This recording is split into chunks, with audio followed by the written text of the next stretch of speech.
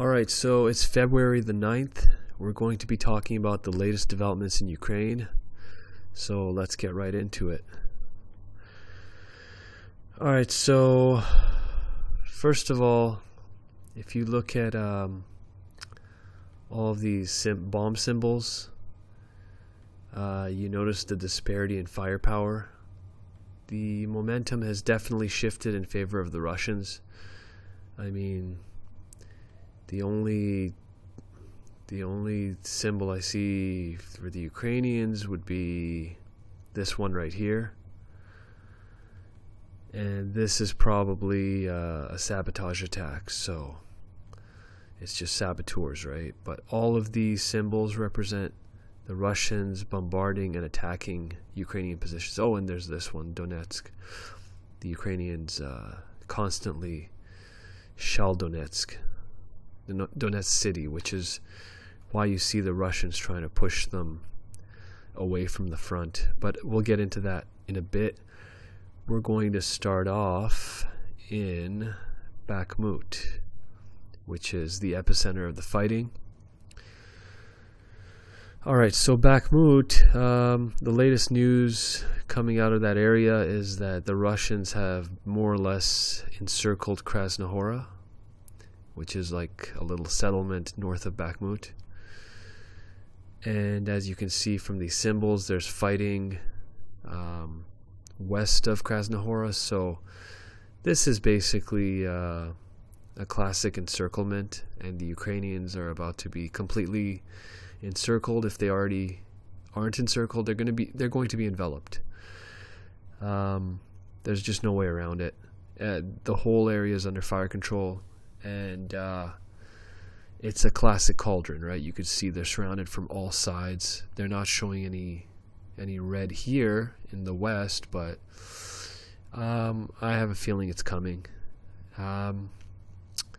So basically what you have here is, just give me a second, pop this up. So, okay. So the Russians are attacking from all sides, right? This side, from the north, from the east, and from the south. And I can guarantee that they're also going to start attacking from the west if they aren't already. So it's just a matter of time. Krasnohora will soon be under Russian control. And so let's update the map. So yeah, once the Russians, once they take Krasnohora, let me just get rid of this here. So once they're able to take Krasnohora, what they're going to do is they're going to be looking to encircle Bakhmut. You can already see the cauldron forming around Bakhmut, and the Russians are getting really close to closing the cauldron. According to reports, Zaluzhny, the top Ukrainian general, he's already requested from Zelensky to withdraw Ukrainian forces further west. If they go further west, they have higher ground around here, this area, around Chasiv Yar. There's higher ground here, which is more advantageous. And from what I've been able to gather, the Ukrainians are sustaining massive casualties in Bakhmut, so it's not a favorable situation, right? They are sustaining tremendous casualties. There's video clips corroborating this. I posted a video, I believe, yesterday. It's pretty sloppy, but there's a clip that was posted on Redacted, the YouTube. They have a YouTube channel, independent media outlet, and a Ukrainian soldier takes a hidden camera when he goes to talk to his superior, And his superior basically admits that, the casualty rates are horrendous, like 70 to 80% casualty rates. In one infantry company, there's 18 people left, 18 soldiers left, and infantry company is usually anywhere from a few dozen but it's supposed to be 200. So, if it's even out of 118 soldiers left, that's really horrendous. The Ukrainians, what they're looking to do the Russians, what they're looking to do is basically they want to encircle Bakhmut from every direction, from the north, east, south, and west. Basically, from Krasnohora, they want to go south from right here, the H-32, west, and for Kurdyamivka, they want to go north. And right now, what's happening is that in Bakhmut, basically, what you have is a very dire situation for the Ukrainians. All of the main roads, including the H-32 right here, right? This is one of the main roads into Bakhmut. And this road is under fire control. So what that means is artillery can reach it. You can see the artillery can easily reach it. And then there's a northern road right here that connects to the M03 highway, and that's the fastest way to Sloviansk and then Kramatorsk. Because going the southern route west, especially if you take the inner roads, it's more problematic. It takes much longer. But basically, the M103 is under fire control. Easily, right? All of Krasnohora is under fire control. It's on the verge of falling. It's going to fall probably by tomorrow or the next day or something, I'm guessing. And this northern road is under fire control as well. And that would leave just one road out of Bakhmut. And that would be this central road right here. And let me just change this. Oh no, not like that. Okay, so this. Oh, what's going on? Okay. So basically, this road right here, right, that connects to the H-32, and that would be the only way out of central Bakhmut. But realistically, even that is under fire control. Wait, let me just get rid of this. So even that's under fire control. Okay. I'm not a pro at using that, but yeah, that road is even under fire control. Let's draw with this tool here. Yeah, the all of Bakhmut is basically under fire control, right? But even that road,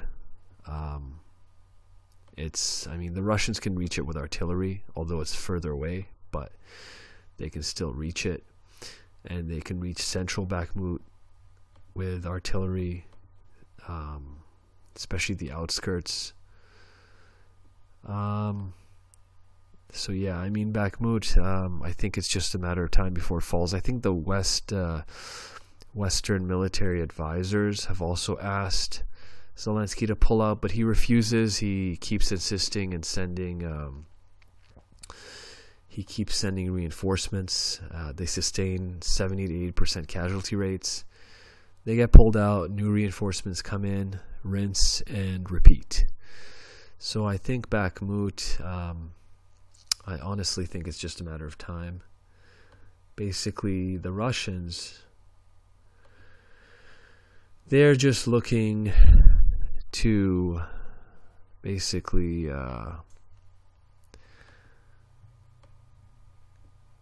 go north here along this axis, go southwest,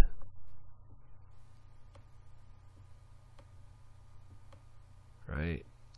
And then if you look at the bigger picture, then what they're looking to do is converge somewhere in the center right here, in between these two axes. And then once they do that, I mean, it's basically a done deal.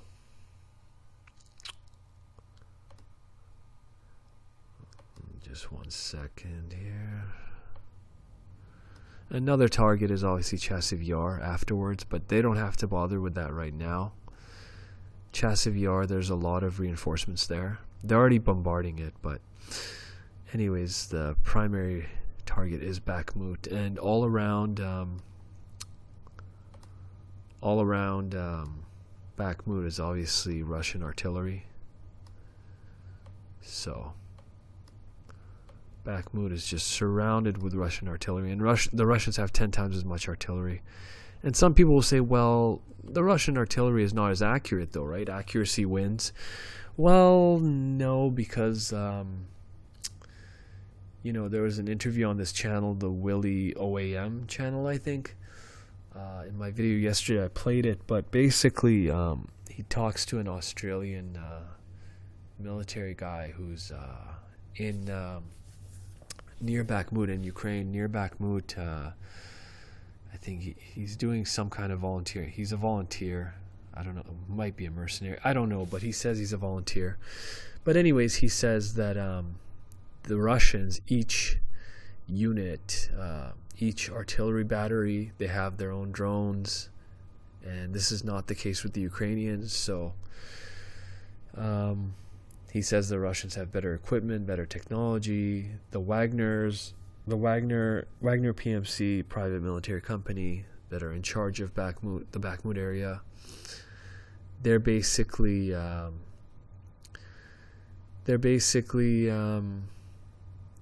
yeah, I mean, he says they're better trained, they have better weapons, better tactics. But yeah, anyways, Bakhmut, it's just a matter of time. So it's just a matter of time, the way I look at it. Yeah. So anyways, let's move on to, let's go further south to Donetsk. And Donetsk is being constantly bombarded by the Ukrainians, and the civilians in Donetsk city have suffered tremendously as a result. You're not going to hear about that in the Western media, but war goes both ways, right? Now, one of the epicenters of the fighting near Donetsk, because the Russians want to push the Ukrainians out of this area completely, right? They want to okay, I'll get rid of this. Basically, the Russians want to push the Ukrainians out in this direction as far away as they can. That's their goal, right? But the Ukrainians have some of their best units in this area, and the reason is because if the front line here falls, then that will open up the M04 highway, and the Russians will be able to go west to Dnipro and Zaporizhia. So that will open the way to those two cities, and the Ukrainians are fighting tooth and nail to prevent that. So let's zoom in on Marinka. Marinka, there's been a lot of fighting back and forth. The Russians pretty much control half the town, or, 60% or something. And there's been so many instances where I've heard that, in a few days the Russians are going to take it, another 48 hours the Russians are going to take it, but the Ukrainians just keep sending more and more and more reinforcements. So the Russians are just trying to push the Ukrainians out, but it's somewhat problematic because the town is split into two with this river right here, so that makes it kind of difficult. But anyways, the Russians have been pushing. Both sides have suffered tremendously in terms of casualties, but the Russians are still trying to push. And right now, recently, the Russians, just give me a second here, I'm not good with this tool. But yeah, I mean, the Russians, they began pushing northwards from the south, from the Zaporizhia region right here. And over here in this area, closer to the city of Zaporizhia, the Russians, they launched a probing attack about a week ago or so. And at first people thought that this was a major offensive, but in the end the Russians it seems like they just probed the Ukrainian defenses. I'm not sure if they're going to be going on another major offensive here, but another thing is the Ukrainians, because of what the Russians did, they were forced to send reinforcements, and some of these reinforcements had been in training, but they were sent to the front. So that's actually one of the Russians, that's one of their tactics, in my opinion, because the Russians don't want the Ukrainians to be able to build up their forces, train their forces extensively, especially with the Western equipment that's going to be coming in. They don't want them to be able to train, and then the Ukrainians can build up this huge armored fist and go on these massive offensives like they did in Kharkiv or Kherson. The Russians would rather deal with the Ukrainians piecemeal. And it seems like what they want to do is draw them in and then use their artillery to basically pound them into oblivion, right? But yeah, I mean, the Ukrainians, ideally, they want to train their forces properly and build up this huge armored fist and just go on this massive offensive. And ideally, what they want to do is to end this war. They want to basically cut through the land bridge that Russia has established from Crimea to the Donbass.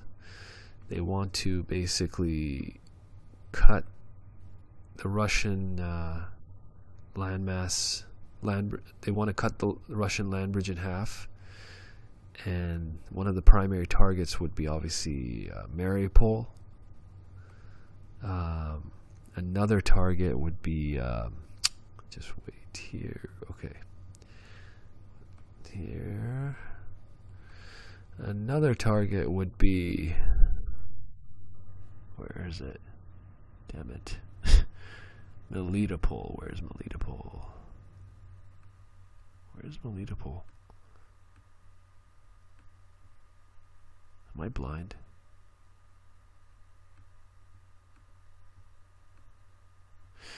Anyways, another target would be Berdyansk right here. Mariupol, where the Ukrainians were humiliated, 4,000 or so were taken prisoner. And Melitopol, although I can't find it right now. Oh, there it is, Melitopol. So, okay, just one second.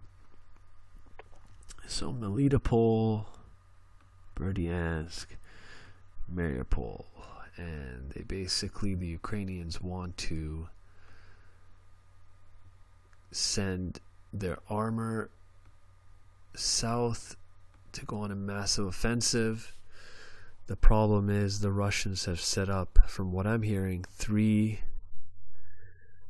extensive lines of defense where they have tank traps. They basically have ditches where the tanks will fall into. They have dragon's teeth. Let me just show you actually, if I can here. I think it's here. Yeah. So they have tank traps, ditches that the tanks would fall into, dragon's teeth, these rectangular structures that are made of concrete and rebar, I believe, and trenches and pillboxes. So the Russians, they've built up extensive fortifications to stop the Ukrainians. And according to the Russians, from what I've heard, they believe that there's no army on the planet that could go through these defenses without sustaining massive casualties. So the point of these defenses, the way they're built, is that they're set up in a way so that basically there is a way through, but the way through is a narrow gap, right? And so it wouldn't be this simple, obviously, but there'd be a way through, but it would be like a narrow gap, and that way the Russians could basically force the Ukrainians into what you call a choke point or a bottleneck, and that way it would be easier to target them and destroy them, right? I know this is a shitty representation, but anyways, I'm just trying to make a point. Anyways, let me get rid of that. And anyways, back to my main point. Marinka, the Russians have been fighting for months, and they're let me see. Yeah, they're having problems. I guess they're having problems flanking the Ukrainians. And what they want to do is ideally, recently they launched an attack on Vuhledar, this settlement right here. Their attack was not entirely successful. They're in the outskirts of the city, in part of the town. Like, they control at the most something like this. But the Ukrainians are still there. But you know what's interesting is that, and by the way, this map is pro-Ukrainian, and what's interesting is that there's fighting to the northwest of the town. So what that would mean, right, would be that basically, if that's true, which it probably is, so the Russians went on a frontal assault. It didn't really work out. But if you, you know what, let me just zoom in. But if you zoom into Vuhledar, there's a road right here to the west. There's roads to the... I thought there was a road to the east, but... yeah, there is. There's a road to the east.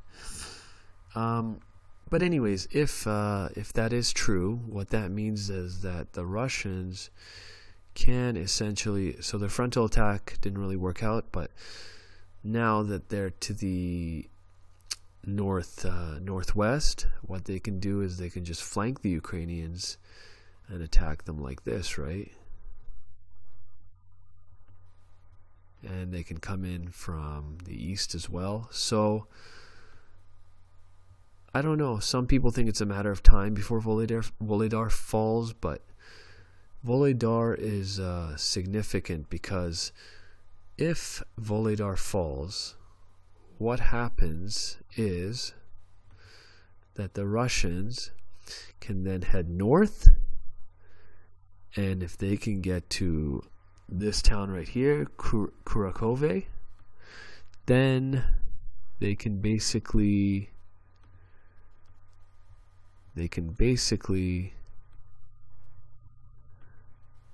flank Marinka from the west, right? And if they do this, basically this whole area will be essentially encircled, and it's just going to end up crumbling, right? So this entire area is one big target for the Russians. And if they can basically, they don't even have to take Volodar. I don't know why they're preoccupied with doing that. If they just surround it, or if they're able to surround it and bypass it, then, this is all easier said than done, but it would basically be like step 1, step 2, step 3, and then step 4, right? So step 1, 2,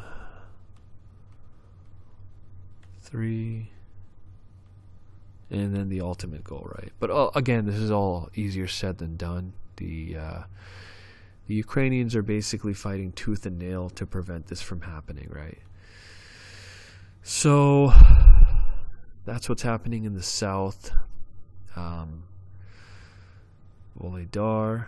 But yeah, I mean, if they're able to take this area,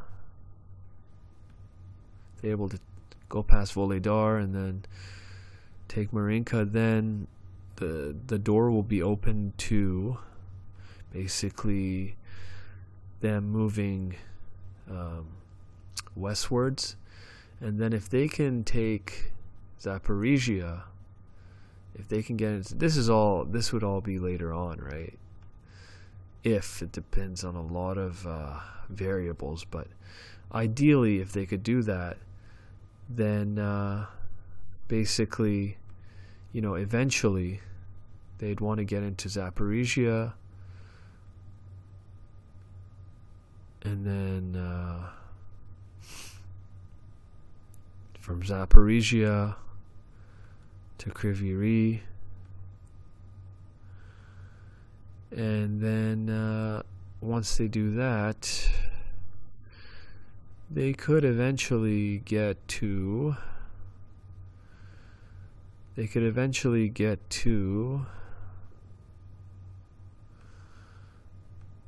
this is the big picture, but they could go to Kryvyi Rih, Mykolaiv, which means it would cut off Kherson. Kherson would automatically fall. And then after that, if they could connect to Transnistria, which is a breakaway pro-Russian enclave, then Odessa would be encircled as well, right? So this would depend on a lot of variables, right? But this might be part of a large master plan that they have maybe for the future, because Odessa, the Russians, it was founded by Catherine the Great, so the Russians consider it a Russian city, Zaporizhia as well. So yeah, I mean, they definitely want to take Odessa, that's for sure. So the first step would be Marinka. Then if that whole area crumbles, Kryvyi Rih, Mykolaiv,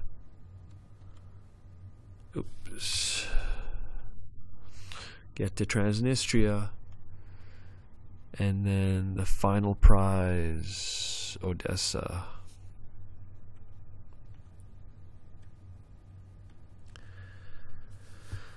But yeah, I mean, I don't know if they're going to be able to pull this off. Maybe the next time around, I don't know. But the reason they're so adamant to do this is because they had to withdraw from Kherson a few months ago, so October-ish, when the Kharkiv offensive took place, and they had to withdraw, and politically it didn't look good, but militarily, basically what happened is that the Ukrainians were targeting the bridges that were connecting, let me just do it like this. So the Ukrainians were targeting the bridges that were connecting the Antonivska bridge and this bridge right here, This bridge has a rail line as well. So they were constantly targeting these bridges with HIMARS, rockets, and artillery. And whereas before these supplies were flowing in, they got to a point where they were trickling in. And because of that, the Russians made the decision to withdraw from Kherson.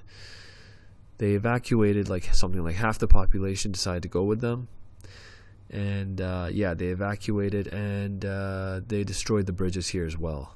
The bridges were already in really bad shape from all the bombardments, and the Russians just basically they blew them up, so the Ukrainians couldn't follow them. And by doing that, militarily, like I said, it was the right move. It was smart, because this whole area is now off limits to the Ukrainians. They can't really do much, right? Because they would require a lot of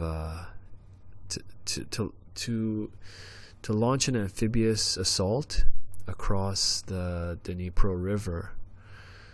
They would basically need a lot of ships, a lot of equipment, and just to set up to do that, just for the setup, the Russians would see it from a mile away. I mean, there's a few, I think like half a dozen times the Ukrainians have attempted amphibious landings at Enerhodar, where the Zaporizhia nuclear power plant is, but every time it's failed. So I think hundreds of specially trained Ukrainian Marines died trying to land and retake the Zaporizhia nuclear power plant, but ultimately they were unable to.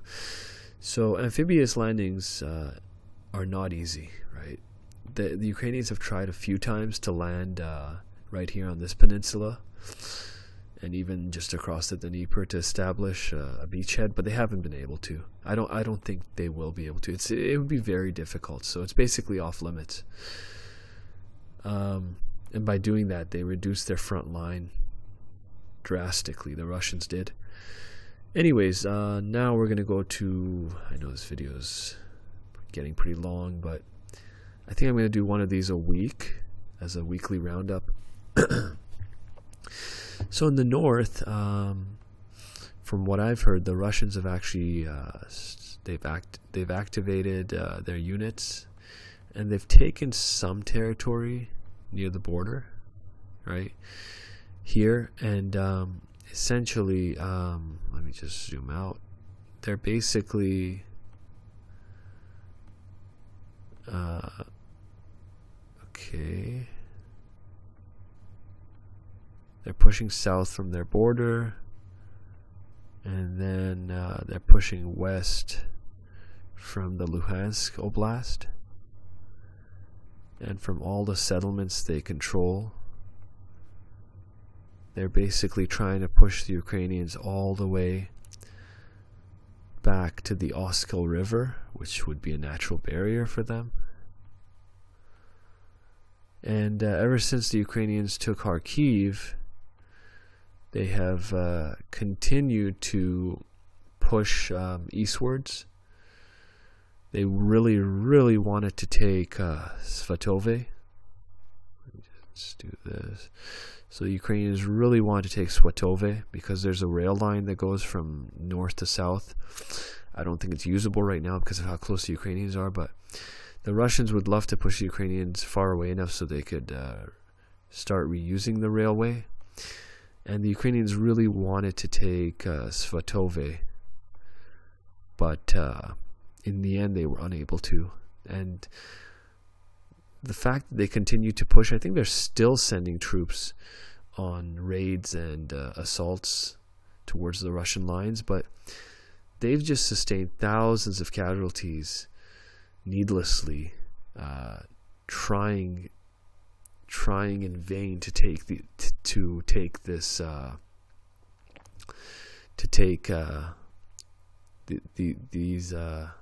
settlements here, like Svatove and Duvanka and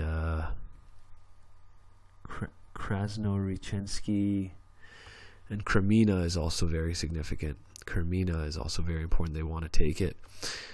But anyways, in the big picture, if the Russians are able to take Bakhmut, right, the next target would be Seversk.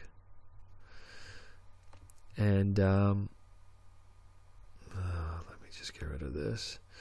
So the next target would be Seversk, and the Russians, they would push.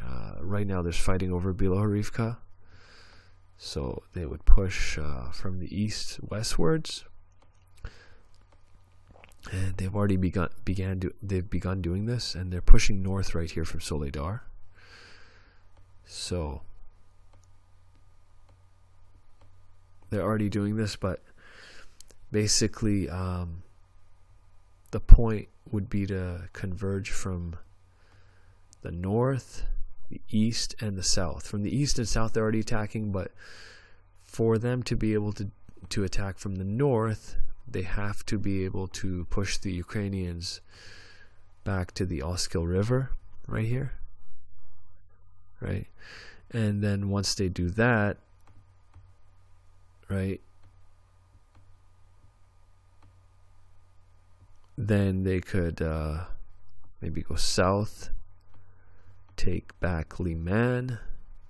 Ideally, they would want to take back Liman and Yampol, and then Seversk, right? Because they could push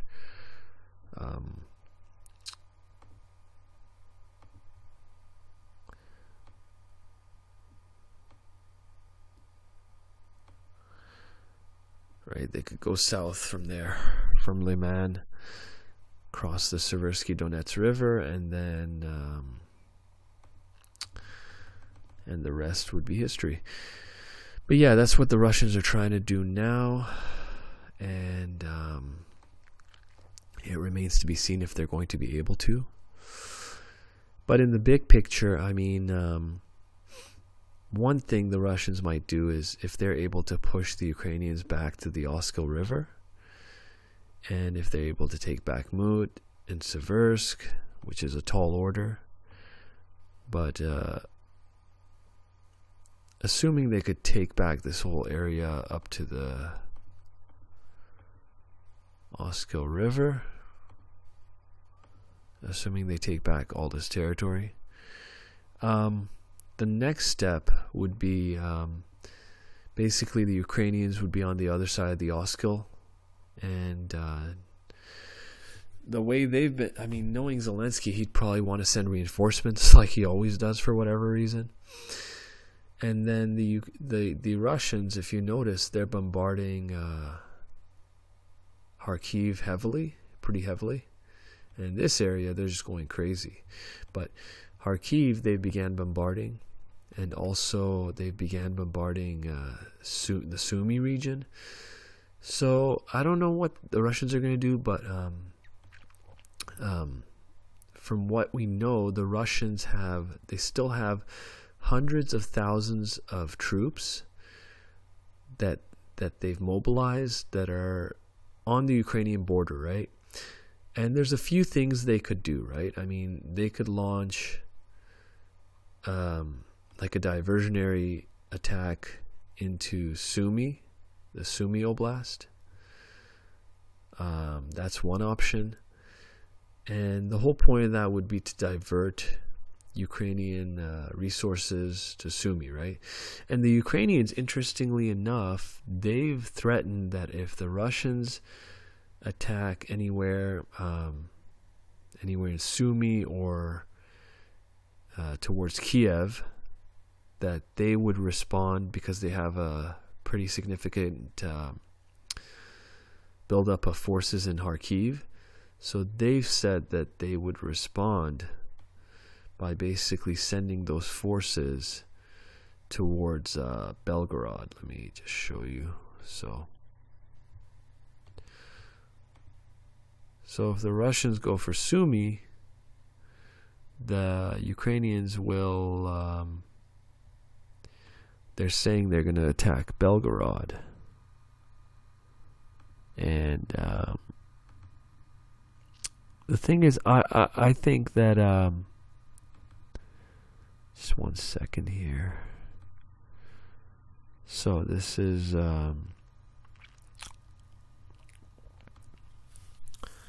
Kharkiv, and if the Ukrainians push towards Belgorod, first of all, the Russians have set up extensive defenses, fortifications along the border. And I think the Russians, that would be their dream come true, actually. Because, first of all, the Russians have fortifications. They have artillery units all over the front, right? They have fortifications. They have tank traps. I mean, you name it. They've beefed up their defenses on the border since the Ukrainians threatened them. And, I mean, looking at the big picture, I mean, you think about it, where are the Ukrainians going to go? Let's say they attack Belgorod. I don't know if they could take it because the Russians have built up defenses there, but, I mean, look at you know how big Russia is. Like, where are they going to go? Are they going to get to Moscow? I don't think so. So I think it would just be a waste of resources. And if they did go into what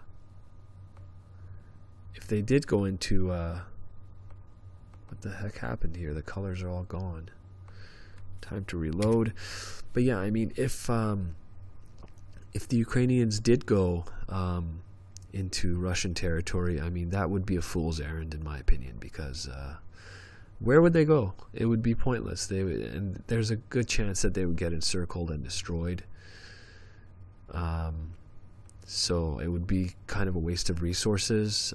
Maybe the Ukrainians are bluffing, I don't know, but I mean, you got to think about it. You see all this this blue cloud over here. This is the territory the Russians were able to take when the war began, and they did this with around 40,000 troops in this northern area. Around 40,000 troops, no more than 60,000. So now supposedly the Russians have hundreds of thousands of troops at their disposal that they still haven't sent into Ukraine. And as you know, the front lines are crumbling already. So I mean, I don't know if they send, let's say, 120,000 troops or something to go for Kiev. I don't know how successful they would be, because right now the Ukrainians are they're on the 12th round of mobilization. I mean, if you go to Twitter and type in Ukraine forced conscription, there are countless videos of the Ukrainians, basically videos posted by Ukrainians of Ukrainian soldiers coming in and basically forcefully conscripting people, forcing people, arresting people who resist, putting them into the back of cars and trucks, and there's even cases where 16-year-olds have been taken away. And there's footage of soldiers that look like Ukrainian soldiers that look like in Ukrainian uniform, and they look like they definitely don't look like they're 18. So I mean, you got to understand, Ukraine has a population right now with all the refugees that left of like around 30 million or so. Some say way less, but 30 million. Russia, we're talking about 140 million. So I don't know. I think this next offensive for Ukraine, with all these all the Western equipment they're going to get, and their 12th round of mobilization, I mean, if they're down to like 16-year-olds and 40, 50-year-old men, I mean, you got to wonder what's next. What's next? 12-year-olds and like 60-year-olds? I mean, the Ukrainians basically, I think they have one shot left. With all these armored vehicles and tanks they're getting, I think they're going to throw everything into this offensive to cut off Russia's land bridge. But as long as Russia doesn't give up, even if the Ukrainians are able to, let's say they're able to actually brute force their way into Russian territory, and they're able to cut the Russian land bridge in half. But as long as the Russians, first of all, the Russians are aware of their plan, and they've sent reinforcements, they've sent ATGMs, artillery, they've built extensive fortifications and lines of defense. But let's say the Ukrainians are able to do it and to get to like Berdyansk or something, right? As long as the Russians just don't give up and continue fighting them, and they just don't give up, I mean, the fact of the matter is, as long as the Russians, they keep counterattacking and fighting and using artillery against the Ukrainians, I mean, because it's the end of the line for the Ukrainians. I hate to say it. I mean, you people that are pro-Ukrainian might not want to hear it, but this is basically Ukraine's last chance. But I don't know what's going to happen. That remains to be seen. I'm not psychic, but we're going to have to see what happens next. But yeah, I mean, basically that's about it. And I'm just going to keep watching. We're going to keep watching and see what happens. It's getting interesting now. It's reaching, the war's reaching a climax, and the Russians are about to send in hundreds of thousands of troops to go on a massive offensive. And it's a race against time. The Ukrainians are trying to build up their forces, and the West is trying to scramble this new equipment to Ukraine. And, both sides want to launch major offensives against each other. So we're going to have to see what happens. Anyways, anyone who's stuck till the end, thank you for watching. I know I can blab on sometimes, but thank you. And please like and subscribe. And I will see you in the next one.